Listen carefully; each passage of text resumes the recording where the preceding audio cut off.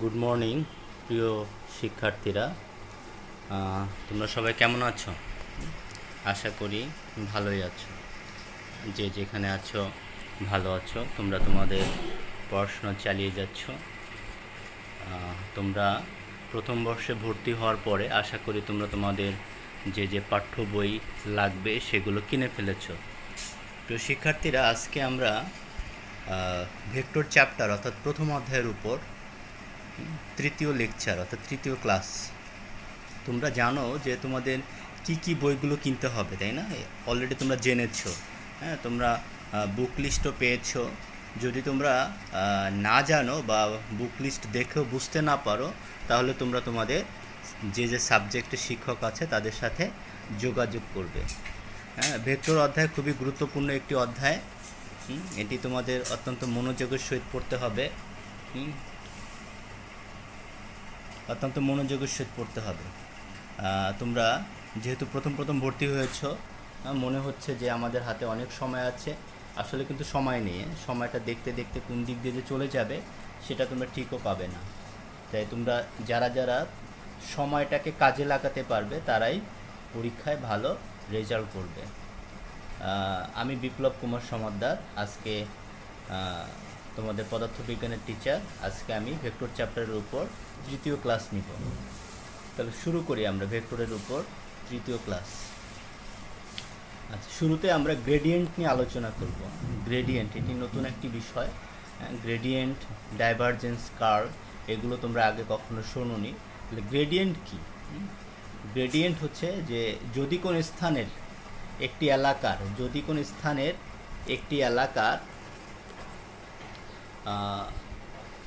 এলাকার প্রতিটি বিন্দুতে ফাই এক্স ওয়াই জেড যদি একটি অন্তরীকরণযোগ্য রাশি হিসাবে সংজ্ঞায়িত করা যায়, তবে অর্থাৎ একটি স্কেলার অপেক্ষক হয়, তবে এর গ্রেডিয়েন্ট হবে ডেল ফাই ইকুয়াল টু কি এটা, তাই না?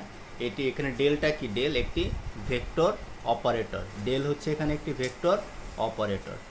বুঝতে পারছো তোমরা না যে গ্রেডিয়েন্ট কি? যদি কোনো স্থানের একটি এলাকার প্রতিটি বিন্দুতে ফাই এক্স ওয়াই জেড যদি একটি অন্তরীকরণ মানে কি তোমরা বুঝতে পারছো? অন্তরীকরণযোগ্য রাশি হিসাবে সংজ্ঞায়িত করা যায়, অর্থাৎ ফাই যদি একটি অন্তরীকরণযোগ্য স্কেলার অপেক্ষক হয়, তাহলে এর গ্রেডিয়েন্ট হবে ডেল ফাই। তাহলে আমরা গ্রেডিয়েন্টের মাধ্যমে যদি কোনো স্কেলার রাশির উপর গ্রেডিয়েন্ট অর্থাৎ ডেল ভেক্টর অপারেটরটা ব্যবহার করি, তখন কিন্তু আমরা একটি ভেক্টর রাশি পাবো। তাহলে আমরা যদি বলি যে একটা স্কেলার রাশিকে কিভাবে ভেক্টর রাশিতে পরিণত করা যায়, তোমাদের উচ্চতর দক্ষতার প্রশ্নে থাকতে পারে যে কিভাবে একটি স্কেলার রাশিকে ভেক্টর রাশিতে পরিণত করা যায়, তখন কিন্তু আমাদের এই গ্রেডিয়েন্টের মাধ্যমে একটা স্কেলার রাশিকে একটি ভেক্টর রাশিতে পরিণত করা যাবে। ঠিক আছে? আচ্ছা, তাহলে গ্রেডিয়েন্ট আশা করি বুঝতে পারছো। তোমাদের এই যে অপারেটর ডেলের মান, এটা মুখস্থ রাখবে। এই অপারেটর ডেলের মানটা তোমরা মুখস্থ রাখবে। যদি এটা মুখস্থ না রাখো তাহলে সমস্যা হয়ে যাবে, কারণ এগুলো দিয়ে আমাদের অনেক অঙ্ক করতে হবে, তাই না? আচ্ছা, গ্রেডিয়েন্টটা খুব ইম্পর্টেন্ট, এটি তোমরা মুখস্থ করবে। এরপরে চলে আসি দ্বিতীয় স্লাইড। এখানে গ্রেডিয়েন্টের কিছু ভৌত তাৎপর্য দেওয়া হয়েছে, তাই না? গ্রেডিয়েন্টের ভৌত তাৎপর্য। আচ্ছা, এটি একটি স্কেলার ফাংশনের গ্রেডিয়েন্ট, একটি ভেক্টর রাশি। এর আগে যেটা বললাম যে এই গ্রেডিয়েন্টের মাধ্যমে আমরা একটা স্কেলার রাশিকে ভেক্টর রাশিতে রূপান্তরিত করতে পারি, তাই না? এটা বুঝতে পারছো যে আমরা এই গ্রেডিয়েন্টের মাধ্যমে একটি স্কেলার রাশিকে একটি ভেক্টর রাশিতে রূপান্তরিত করতে পারি। একটি স্কেলার ক্ষেত্রের গ্রেডিয়েন্ট হলো একটি ভেক্টর ক্ষেত্র, অর্থাৎ যদি আমরা একটা স্কেলার ক্ষেত্রের উপরে আমরা গ্রেডিয়েন্ট ব্যবহার করি, তখন আমরা কি পাবো? একটা ভেক্টর ক্ষেত্র পাবো। আচ্ছা, আর কি যে স্কেলার রাশির বৃদ্ধির হারই হলো উক্ত ভেক্টর ক্ষেত্রের মান। স্কেলার রাশির সর্বাধিক বৃদ্ধির হার হলো উক্ত ভেক্টর ক্ষেত্রের মান। গ্রেডিয়েন্টের নতিমাত্রা প্রকাশ করে। গ্রেডিয়েন্টের নতি বলতে কি বোঝায় আসলে বোঝো তোমরা? ঢাল। গ্রেডিয়েন্টের নতির মাত্রা প্রকাশ করে গ্রেডিয়েন্ট। আচ্ছা, এরপরে কি আছে আমরা দেখি। ডাইভারজেন্স, তাই না? গ্রেডিয়েন্ট, এরপরে আসবে ডাইভারজেন্স, তারপরে আসবে কার্ল। ডাইভারজেন্স কাকে বলে? ঠিক একদম গ্রেডিয়েন্টের মতো, একই সংজ্ঞা। এটা জাস্ট ভেক্টর অপেক্ষক হবে। আগে ছিল স্কেলার অপেক্ষক, আর এখানে হবে ভেক্টর অপেক্ষক। তাহলে কি হবে সংজ্ঞাটা? যে যদি কোনো স্থানের একটি এলাকার প্রতিটি বিন্দুতে, যদি কোনো স্থানের একটি এলাকার প্রতিটি বিন্দুতে ভি এক্স ওয়াই জেড, এটি কেমন? একটা ভেক্টর রাশি। ভি এক্স ওয়াই জেড যদি একটি অন্তরীকরণযোগ্য রাশি হিসাবে সংজ্ঞায়িত করা যায়, অর্থাৎ একটি অন্তরীকরণযোগ্য কি হয়? ভেক্টর অপেক্ষক হয়। একটি অন্তরীকরণযোগ্য ভেক্টর অপেক্ষক হয়, তখন কি হবে?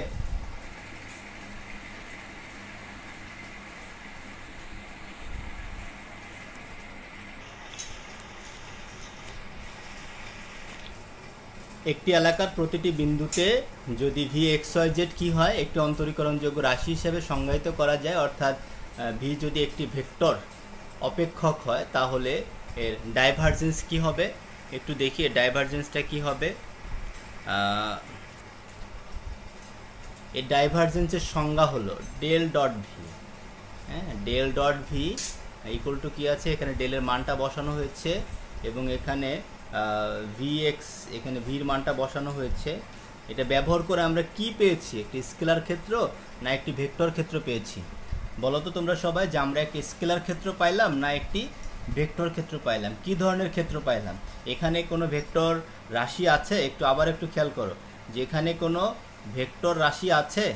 নাই, এখানে পুরোটাই স্কেলার। সুতরাং ডাইভারজেন্সের মাধ্যমে আমরা একটি ভেক্টর রাশিকে কি পরিণত করতে পারি? একটা স্কেলার রাশিতে পরিণত করতে পারি। তোমরা বুঝতে পারছো না যে গ্রেডিয়েন্টের মাধ্যমে আমরা একটি ভেক্টর রাশিকে, একটি স্কেলার রাশিকে ভেক্টর রাশিতে পরিণত করতে পারি, আর ডাইভারজেন্সের মাধ্যমে একটি ভেক্টর রাশিকে স্কেলার রাশিতে পরিণত করতে পারি। আচ্ছা,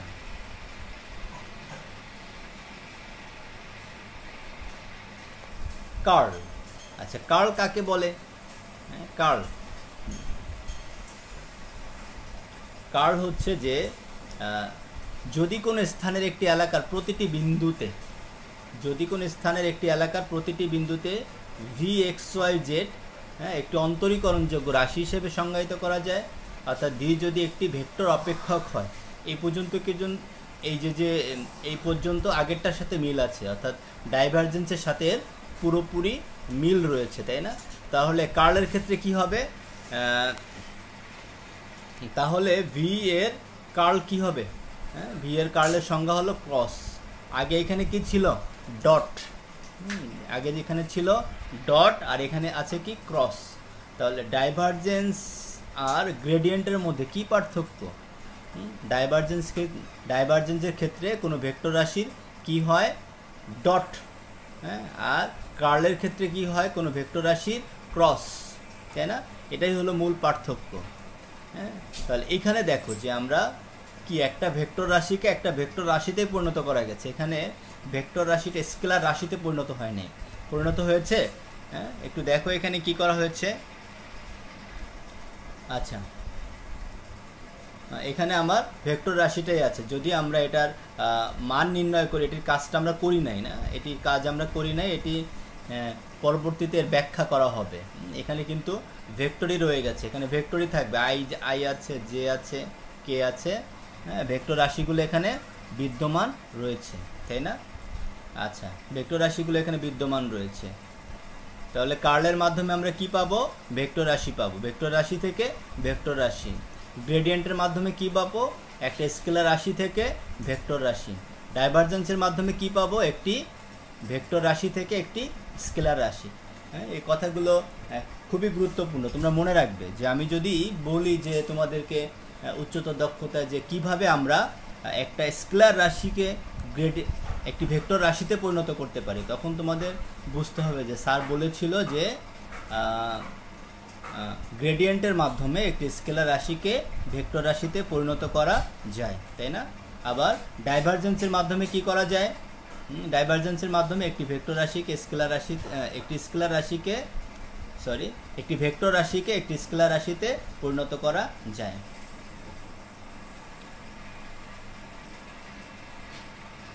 আচ্ছা, নাল ভেক্টর। এই নাল ভেক্টর নিয়ে তোমাদের কি আলোচনা আছে একটু খেয়াল করো। নাল ভেক্টর কাকে বলে তোমরা জানো, মনে আছে? নাল ভেক্টরটা আলোচনা করেছিলাম। নাল ভেক্টর কাকে বলে একটু আবার আবার বলছি, নাল ভেক্টরটা কাকে বলে। যে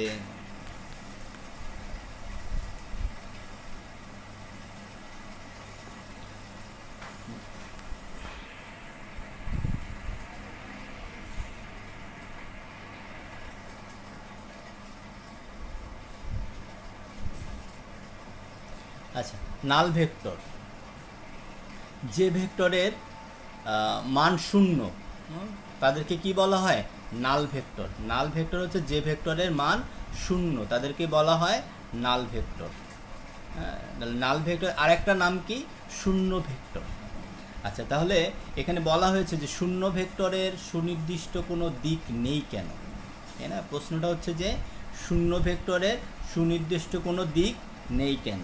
আচ্ছা, তাহলে আমার এখানে দেখো যে বলা হচ্ছে ভেক্টর নির্দেশক রেখাটির, ভেক্টর নির্দেশক রেখাটির আদি বিন্দু এবং শেষ বিন্দু কি হয়? একটা বিন্দুতে পরিণত হয়। যদি মিশে যায় তখন রেখাংশটি একটা বিন্দুতে পরিণত হয়, তাই না? যদি মিশে যায় তখন রেখাংশটি একটা বিন্দুতে পরিণত হয়। ঠিক আছে, বিন্দুতে কখন পরিণত হবে? যদি আদি বিন্দু এবং শেষ বিন্দু মিশে যায়। আদি বিন্দু এবং শেষ বিন্দু যদি মিশে যায় তখন রেখাংশটি একটি বিন্দুতে পরিণত হয়। এই কারণে একটা বিন্দুর তো কোনো সুনির্দিষ্ট দিক থাকতে পারে না, পারে? একটা বিন্দুর কোনো দিক থাকতে পারে না, তাই নাল ভেক্টরের সুনির্দিষ্ট কোনো দিক নেই। আচ্ছা, তোমরা কি বুঝতে পারতেছো, তাই না? আচ্ছা, এরপরে বলা হয়েছে যে এটি এমন একটি ভেক্টর যার মান শূন্য। নাল ভেক্টর হচ্ছে এমন একটা ভেক্টর যার মান শূন্য এবং এর কোনো নির্দিষ্ট দিক নেই। সুতরাং বলা যায় শূন্য ভেক্টরের সুনির্দিষ্ট কোনো দিক নেই। একে সাধারণত কী দিয়ে প্রকাশ করা হয়? জিরো দ্বারা প্রকাশ করা হয়। ঠিক আছে, সুতরাং নাল ভেক্টরের সুনির্দিষ্ট দিক নেই কেন, এই আলোচনাটা আমরা বুঝতে পারছি, তাই না? এই আলোচনাটা আমরা বুঝতে পারছি। তো এই ধরনের প্রশ্ন কিন্তু খুবই গুরুত্বপূর্ণ, তাই না? নাল ভেক্টরের সুনির্দিষ্ট কোনো দিক নেই কেন।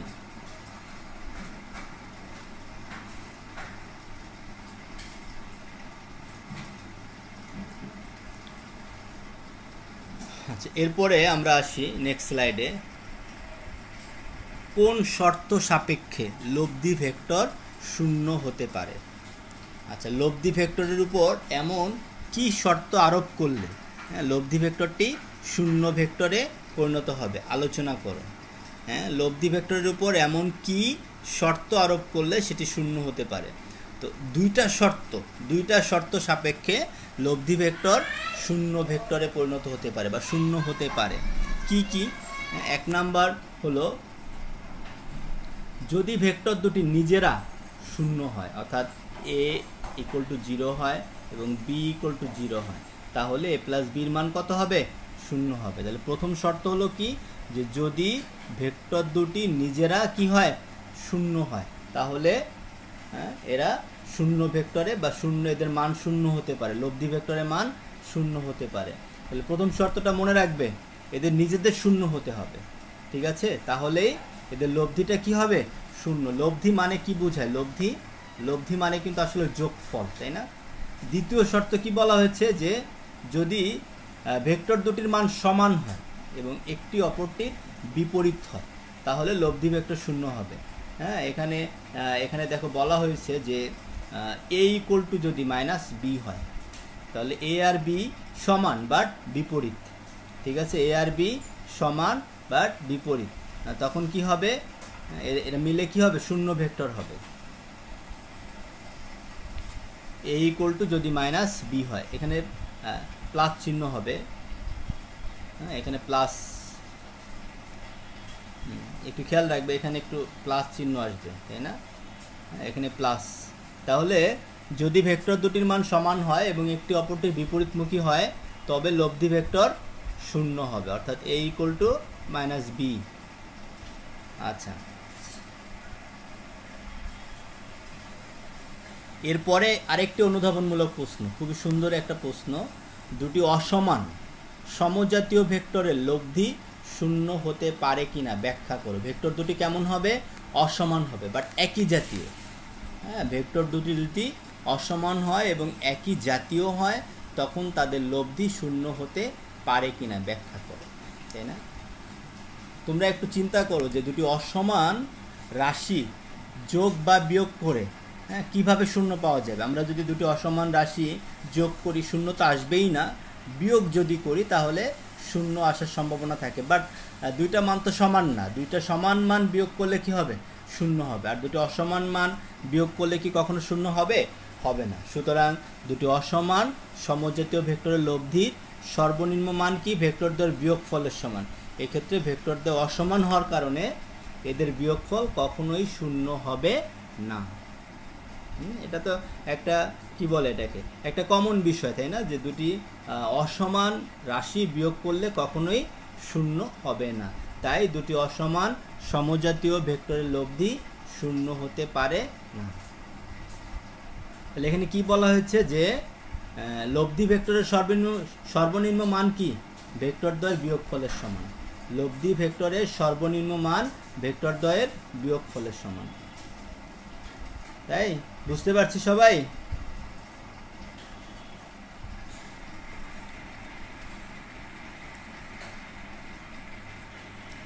আচ্ছা, দেখো, এটি আমাদের বাস্তব জীবনে এই প্রশ্নটির সম্মুখীন আমরা হয়ে থাকি, তাই না? হ্যাঁ, প্রশ্নটা কি একটু দেখো। খারাপভাবে পড়ন্ত বৃষ্টির ফোঁটা চলন্ত গাড়ির সামনের কাছকে ভিজিয়ে দেয়, পিছনের কাছকে নয়, ব্যাখ্যা করো।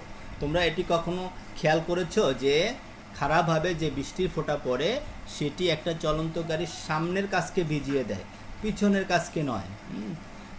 এই প্রশ্নটি খুবই গুরুত্বপূর্ণ একটি প্রশ্ন, তাই না? কেন পিছনের কাছকে ভিজাতে পারে না বৃষ্টির ফোঁটা?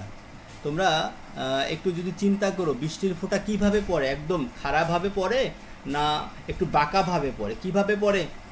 হ্যাঁ, অবশ্যই একটু বাঁকা তির্যকভাবে পড়ে, তাই না? একদম লম্বালম্বিভাবে পড়ে না, তাই না? একটু এখানে কি বলা হয়েছে যে ওসি বরাবর, আমি চিত্রটা একটু পরে দেখাচ্ছি, যে ওসি বরাবর গাড়ির বেগ হচ্ছে ভিসি, আর ওবি বরাবর গাড়ির বেগ কি? Minus VC. মানে কি? ওসির বিপরীত দিক হচ্ছে ওবি, তাই এখানে কি আসছে? মাইনাস আসছে, তাই না? ওসি বরাবর গাড়ির বেগ হচ্ছে ভিসি এবং ওবি বরাবর গাড়ির বেগ কি? Minus VC. তাহলে ও আর বরাবর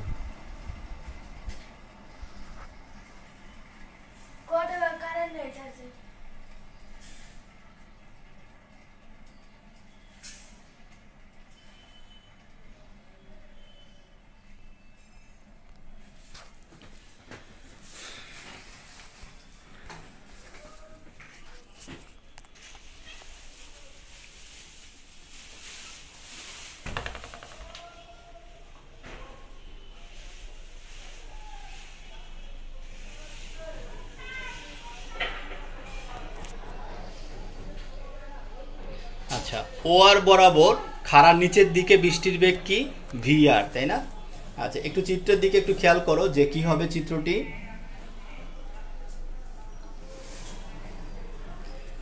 এখানে দেখো সুন্দর করে বলা হয়েছে, তাই না? এখানে সুন্দর করে কি বলা হয়েছে যে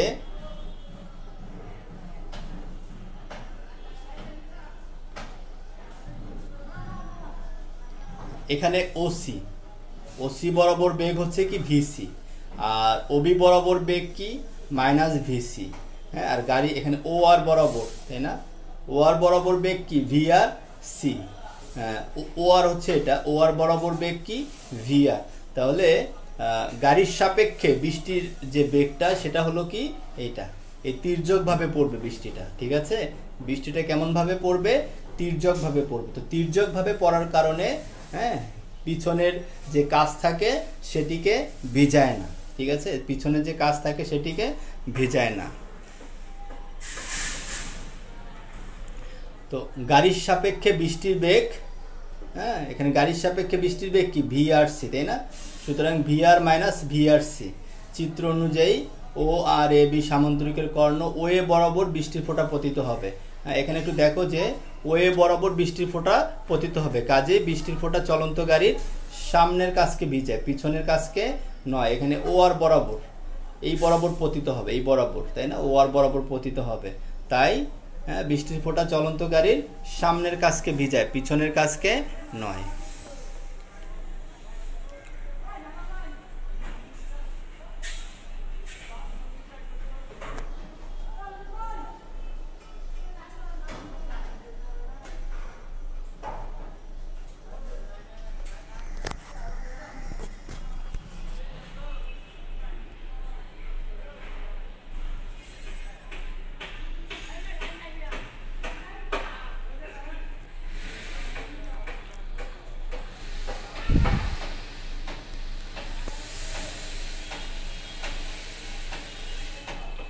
প্রিয় শিক্ষার্থীরা, আমাদের আলোচনা আজকে এই পর্যন্তই থাকবে। তোমরা যে যেখানে থাকো ভালো থাকো, সুস্থ থাকো, তোমরা তোমাদের পড়াশোনা ঠিকভাবে চালিয়ে যাও।